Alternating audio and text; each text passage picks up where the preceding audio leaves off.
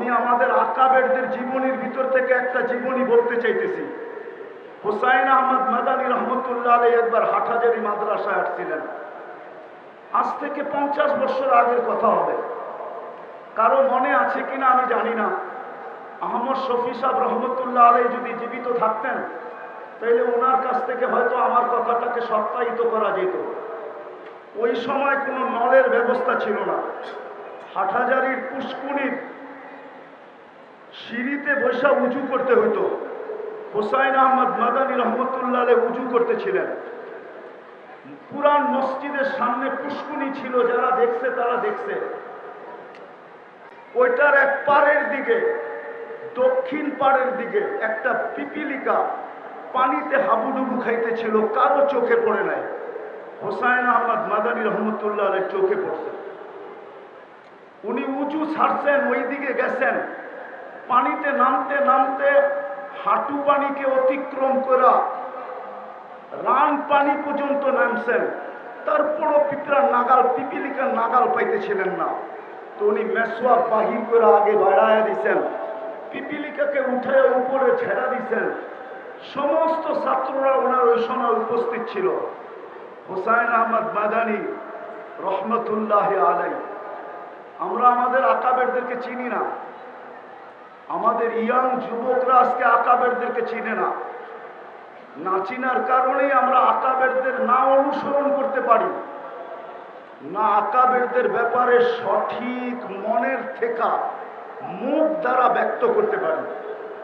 বরং দেখা যায় আমাদের সমাজে ইয়াং বেস আকাবেরদেরকে পর্যন্ত লাঞ্ছিত করতে দ্বিধা করে না, আকাবেরদেরকে পর্যন্ত আঙ্গুল উঠাইতে দ্বিধা করে না। রাগ হয়েও না তোমরা আমার কথায়। মনে উঠলো এই জন্য বলতেছি। ইমাম তিরমিজি রহমতুল্লাহ আলাইহির জীবনী পড়া দেখো। ইমাম তিরমিজি রহমতুল্লাহ আলাইহি লেখছেন যে আমার থেকে বয়সে যে একদিন বড়, তার ভিতরে আমার থেকে 100 গুণ খায়ের বেশি। ওনাকে জিজ্ঞাসা করছে আপনি এটা বলেন কি করে? বলছে খায়রুল কুরুনি কারনি, আমাকে বলে আল্লাহর রসুলের জমানার যে যত কাছে হবে তার কাছে তত বেশি খায়। আমাদের আকাবেররা আমাদের আল্লাহর রসুলের জমানার কাছে ছিল, আমি জমানার থেকে আজকে দূরে। আমার মুরব্বী যে বসা আছে উনি আল্লাহর রসুলের জমানার কাছে আমার থেকে। যদিও আমার দাড়ি পাকা, ওনার দাড়ি পাকা, কিন্তু বয়সে উনি আমার চেয়ে বড়। বিদায় আমি মনের থেকে বিশ্বাস করি ওনার ভিতরে আমার চেয়ে কোটি গুণ বেশি খায়ের রাখা আছে। তো যেটা বলতেছিলাম, হুসাইন আহমদ মাদানীকে জিজ্ঞাসা করছে হযরত আমাদেরকে বললেই তো পারতেন। তো উনি জবাব দিছিলেন হাকাদা উমিরনা, আল্লাহর আমর আমার দিকে ছিল। বিদায় পিপিলিকাকে বাঁচানো আমার দায়িত্ব ছিল, তোমাদের দায়িত্ব ছিল না। রসুলের আদর্শ তো আমাদেরকে এটাই শিখাইতেন। আজকে সারা দুনিয়ার মুসলমান 200 কোটি হওয়া সত্ত্বেও দুনিয়ায় বর্তমানে যত আলেম ওলামা আছে 50 বছর পিছিয়ে গেলে এত আলেম ওলামা ছিল না।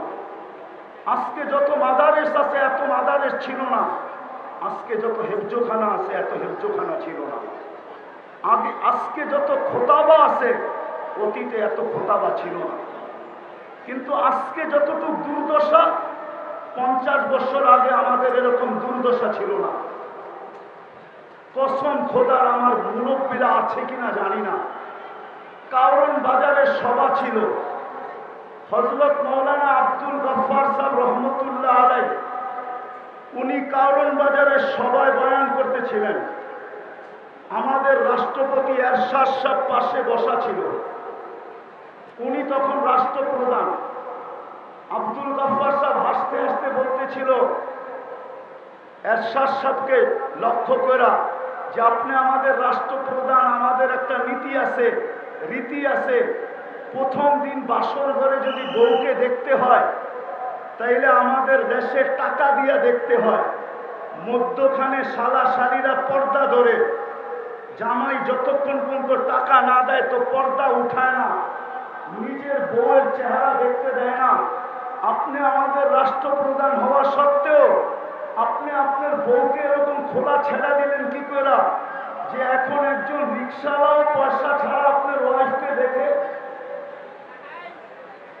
ওইটা একটা সময় ছিল, একটা সময় ছিল, খায়রের সময় ছিল। ওনারা আল্লাহর রসুলের জমানার কাছে ছিলেন, আদর্শের উপরে প্রতিষ্ঠিত ছিল। এরশাদ সাহেব শুধু হাসতেন, কোনো প্রতিবাদ করেন নাই, কোনো জিদ বা হিংসা বিদ্বেষ ভিতরে নেন নাই যে আমি স্টেজ থেকে যায়া গফফার সাহেব তোমাকে দেখাবো তুমি কত বড় আব্দুল গফফার। কোনো প্রতিশোধ নেন নাই। কিন্তু আজকে কথা বলে স্টেজ থেকে নামা যায় না, কথা বইলা স্টেজে বসেও থাকা যায় না। কেন এই দুরবস্থা? আমার প্রশ্নের জবাব দেন আপনারা, কেন এত দুরবস্থা? টুপিওয়ালা তো আগের চেয়ে বেশি, দাড়িওয়ালা তো আগের চেয়ে বেশি, নামাজি তো আগের চেয়ে বেশি, তাবলিগওয়ালা তো আগের চেয়ে বেশি, ওয়াজ নসিহত তো আগের চেয়ে বেশি। আমি কথা শেষ জায়গায় চলে আসছি। আজকে আমরা আল্লাহর রসুলের আদর্শকে শুধু একটা ব্যানারে আবদ্ধ করছি। সিরাত শুধু ব্যানারে আবদ্ধ আমাদের জীবনে না। আমরা সিরাতকে মানুষের সামনে তুলে ধরতে পারি না। রাগ হবেন না, পায়ে হাত রাখি। গত বৎসরও এখানে সিরাত মাহফিল ছিল, এর আগের বৎসরও ছিল, এর আগের বৎসরও ছিল, এই বৎসরও সিরাত মাহফিল আছে।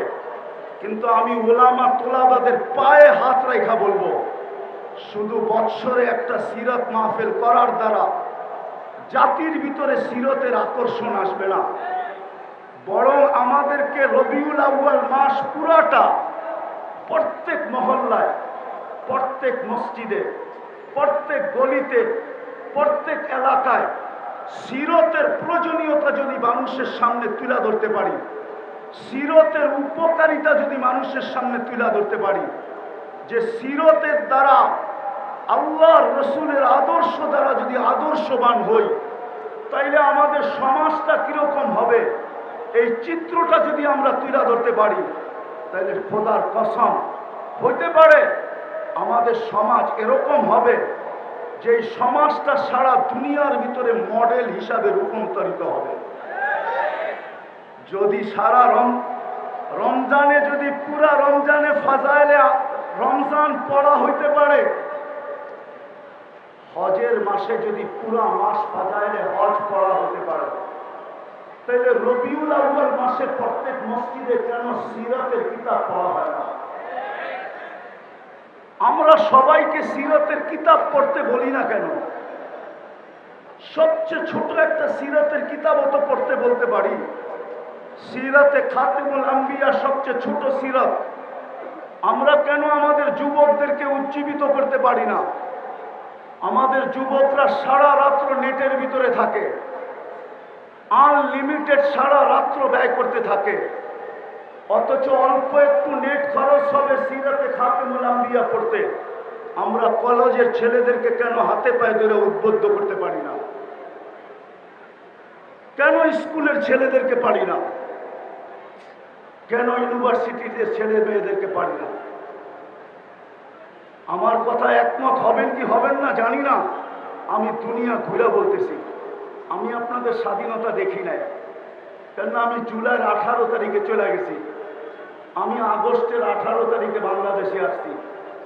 আমার সফর ছিল ইংল্যান্ড, কানাডা, মিশর, সৌদি আরব হয়ে আমি দেশে আসছি।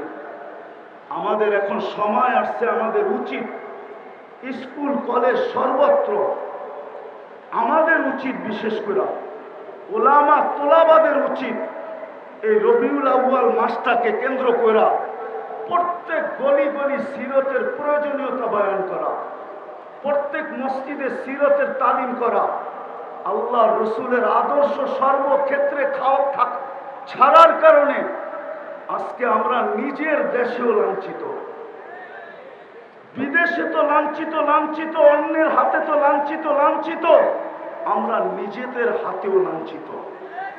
আজকে আমরা সিরতকে ছেড়া দিছি, রসুলের আদর্শকে ছেড়া দিছি, এর জায়গার ভিতরে আমরা আবেগকে নিয়ে আসছি, অন্য কিছুকে নিয়ে আসছি, রসুলের আদর্শকে নিয়ে আসি নাই। আসেন, যেই রসুল 23টা বৎসর চোখের পানি ঝরায়া আল্লাহর কাছ থেকে আমাদেরকে, সমস্ত উম্মতের ভিতর থেকে আল্লাহর কাছ থেকে আমাদেরকে যা নিয়ে দিছেন, যেই মর্যাদা আমাদেরকে পাওয়ায় দিছেন, এর চেয়ে বড় মর্যাদা কি হইতে পারে? যে রসুল আমাদেরকে পাওয়ায় দিছেন। সুহাদা আলান নাস, এতটুক শব্দের ভিতরে যদি ডুব দেই তাহলে দেখা যাবে আল্লামা জালালউদ্দিন সুয়ুতী রহমতুল্লাহ আলাইহি লেখছেন, এই উম্মত কিয়ামতের দিন আল্লাহর পক্ষে সাক্ষী হিসাবে আল্লাহর পাশে দাঁড়াবে। সমস্ত উম্মতের উপরে আল্লাহ আমাদেরকে সাক্ষী হিসাবে গ্রহণ করছেন, নিজের পক্ষে নির্বাচিত করছেন। এর চেয়ে বড় সৌভাগ্য কি চান? কিন্তু প্রশ্ন যদি উঠে আমাদের পক্ষে কে, তো আল্লাহ তো এটাও বলে দিচ্ছেন, ওর রসুল শাহিদান আলাইকুম, আমি বন্ধুকে তোমাদের পক্ষে দিয়ে দিছি আর তোমাদেরকে আমার পক্ষে নিয়ে আনিছি। বিদায় আসেন আমরা আজকের এই মাহফিল থেকে অঙ্গীকার করি।